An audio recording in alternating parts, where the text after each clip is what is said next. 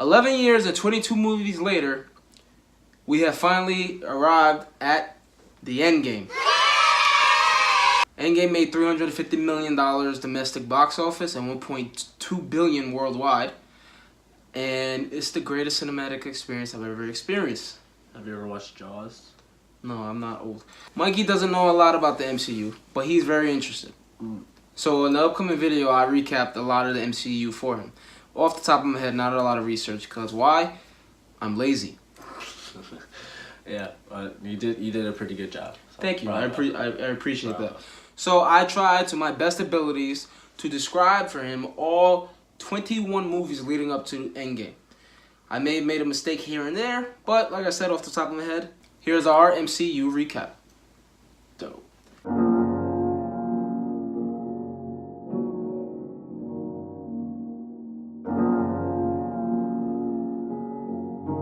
Who ate all my Starbursts? That was me. You fucking asshole. Okay. I don't know shit about the Avengers. I just know that Iron Man is a thing.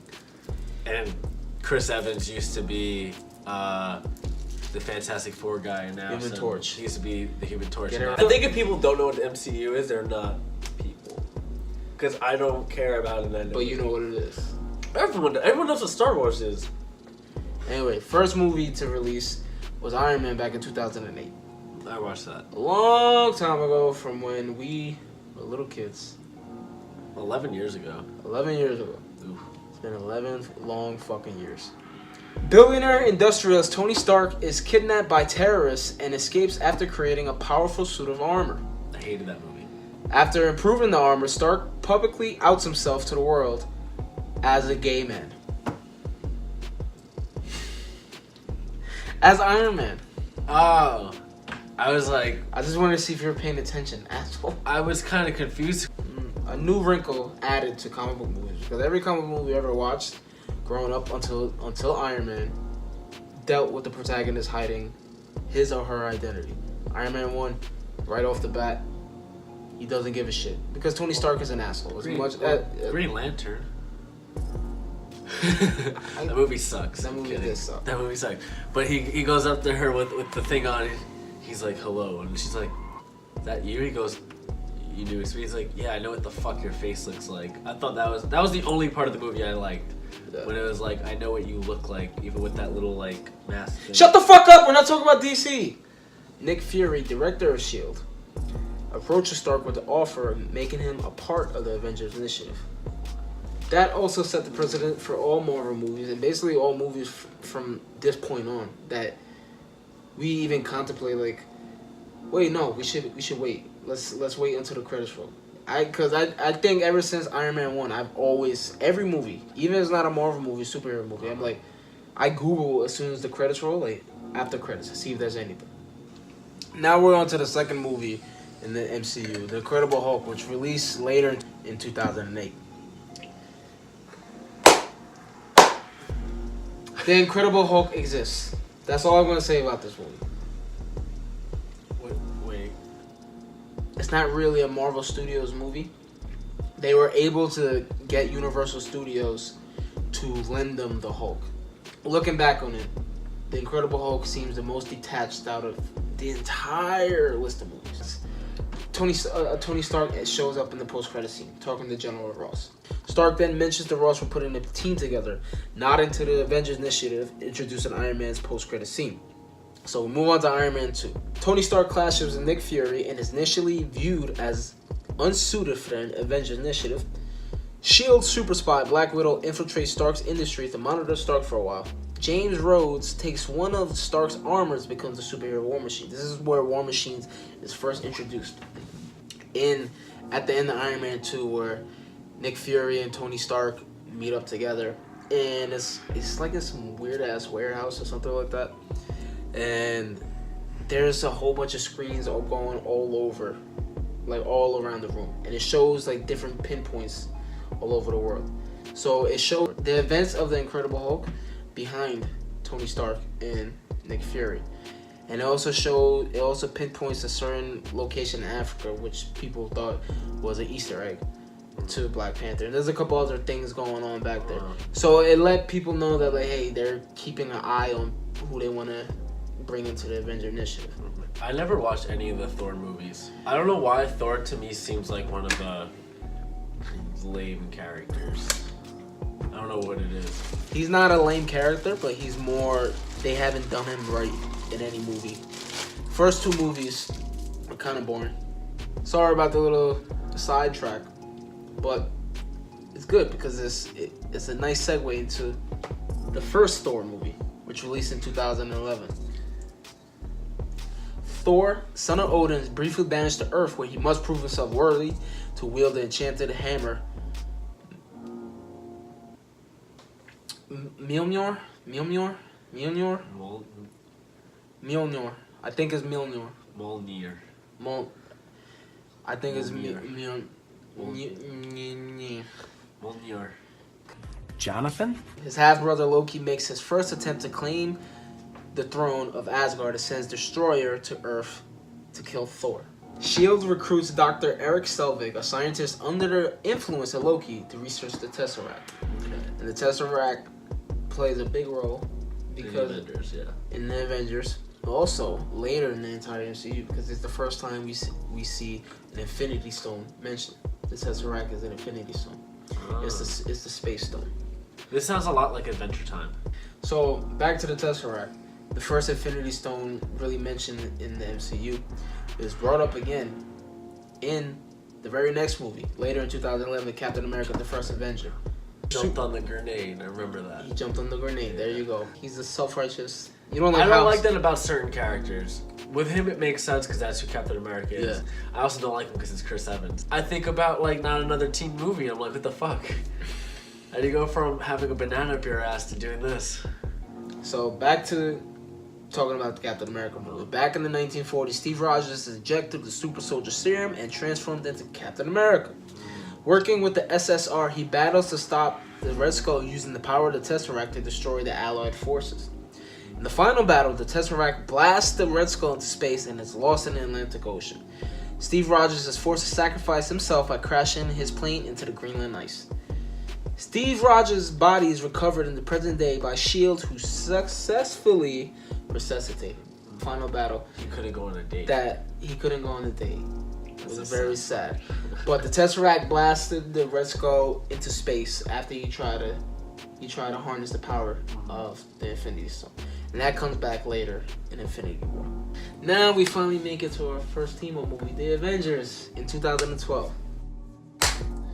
Finally! The end of Phase 1, the conclusion of Phase 1, all culminates with the Avengers, all our favorite heroes finally meeting up together. Batman's not in it. All the heroes come together. There's a conflict. They're learning how to work together as heroes. Cap doesn't like Iron Man. Iron Man doesn't like Cap. Bruce Banner is Crazy. He's wary of everything. He's like, why the fuck are they all brought us here? Black Widow and Hawkeye are kind of inside men for Nick Fury. And Thor is Thor. Thor doesn't give a shit about anybody except bringing Loki back to Asgard to punish him. Loki steals the Tesseract from S.H.I.E.L.D. and uses it to launch an alien invasion. It's revealed that he is working for Thanos.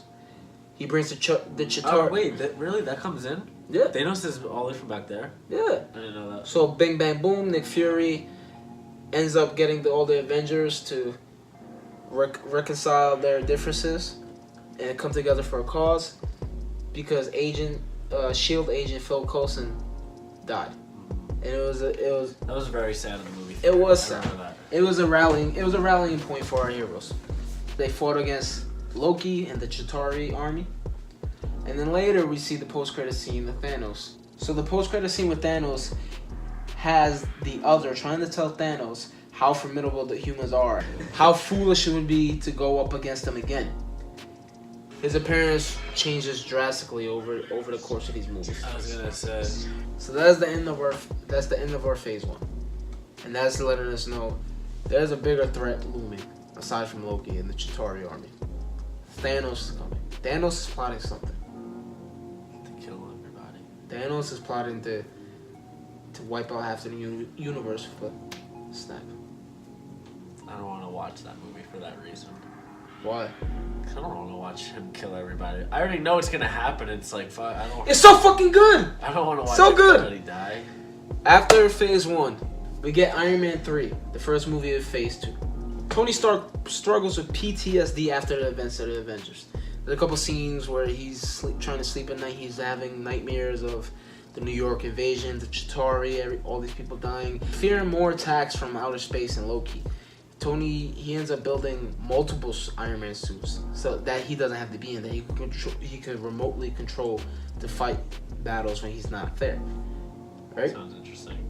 That's a nice little hint to what's coming later in Phase 2. And there's a nice little... Tony Stark is basically narrating the whole movie, and we don't know who he's talking to. And then in the movie, we see he's talking to Bruce Banner.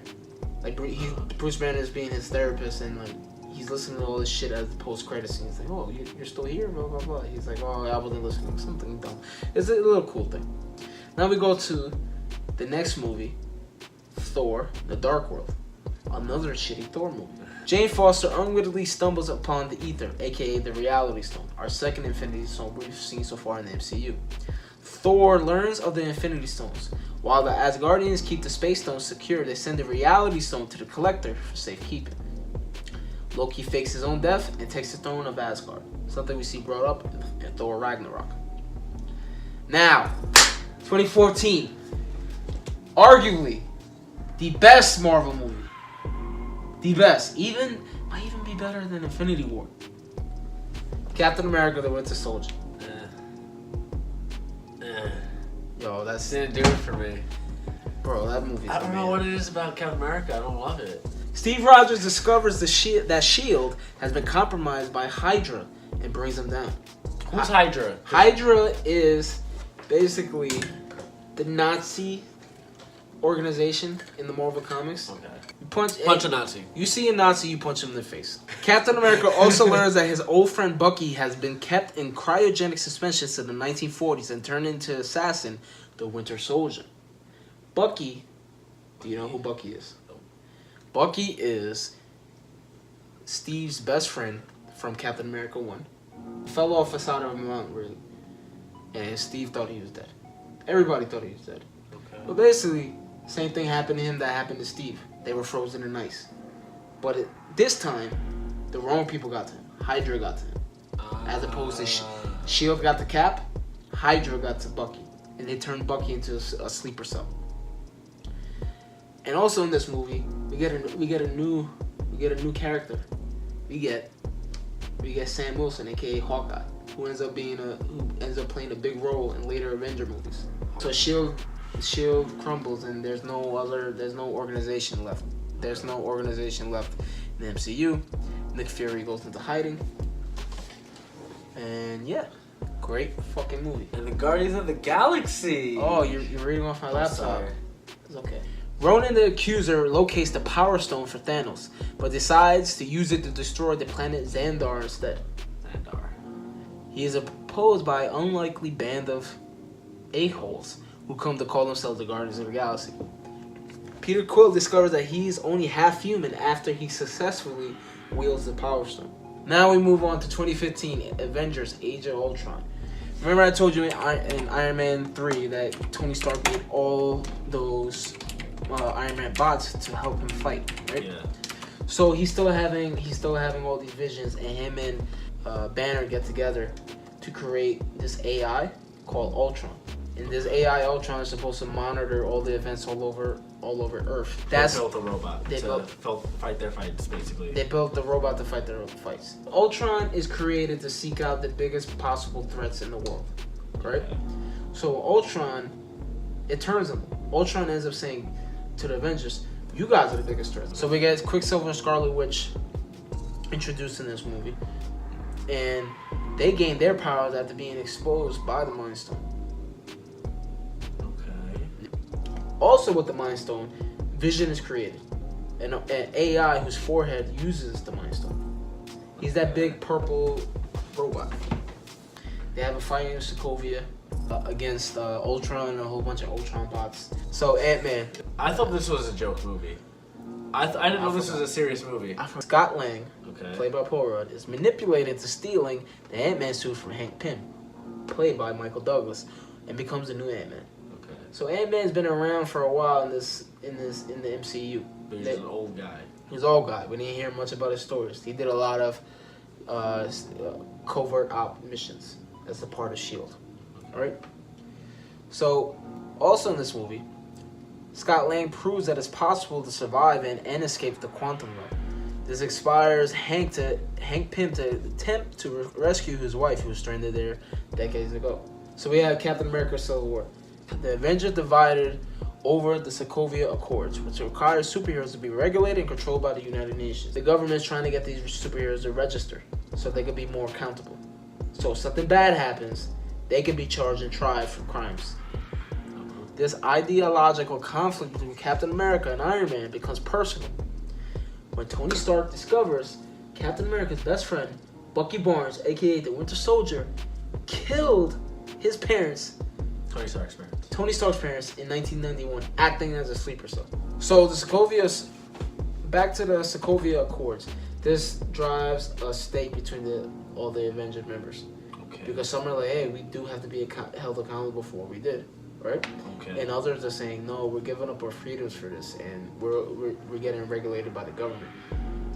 Everything then gets driven by an agenda. We're not going to be able to help people that actually need help. That's a lot of politics. There's a line drawn between the Avengers, the people that want to sign it and the people that don't want to sign it. Okay. So Cap is leading the team that's against the Accords. Tony's leading the team that says we need to sign the Accords. Okay. But a big thing in this movie, we get Spider-Man and Black Panther introduced into the MCU. Next movie, Doctor Strange. This movie is interessante. Is he French? No, that's Spanish for interesting. Oh, it is? Yeah, idiot. Stephen Strange becomes a member of the Master of the Mystic Arts and is trained by the Ancient One until her death. He learns that the Master of the Mystic Arts are the Guardians of the Time Stone. Okay. The green one. The green one. The green one. I have no clue what any of this is. How many stones are there? 6. Next movie, Guardians of the Galaxy, Volume 2. Doesn't Volume 1 and 2 come like directly back to back in chronological order? Guardians of the Galaxy 2 takes place maybe right after the first one. You were asking, what is Peter Quill? He's half human, half what? Peter Quill is half human, half celestial. Celestials, they're the oldest entities in the entire Marvel universe. Peter, he learns that he's half celestial and he's forced to kill his father, Ego, to save the universe. Wait, so Chris Pratt has to kill his dad? Yes. What the fuck? Yeah. That's fucked up. His dad is a celestial. Thanos' daughters Gamora and Nebula reconcile, and Mantis ends up joining the Guardians. Spider-Man: Homecoming, the best Spider-Man movie until Into the Spider-Verse came out. None big in this movie. I think it was just a very good movie. Spider-Man's mentored by Tony Stark from Civil War because Tony Stark recruited him to the Avengers to fight with him in Civil War. But Spider-Man decides on his own that he's not ready for the Avengers. He just wants to be a high school kid. Good for him. Our next movie, 2017, Thor Ragnarok, the best Thor. Also The very best good Thor. pickups by Misha Mansour. What? I think I'm losing you. No, you're not losing me. Honestly, it's just so much information that I'm trying to keep up. Odin's death allows Thor's sister Hela to escape millennia of imprisonment, and she conquers Asgard. Mjolnir Jonathan? is destroyed with The Thor's hammer? hammer. Yeah, she destroys a hammer.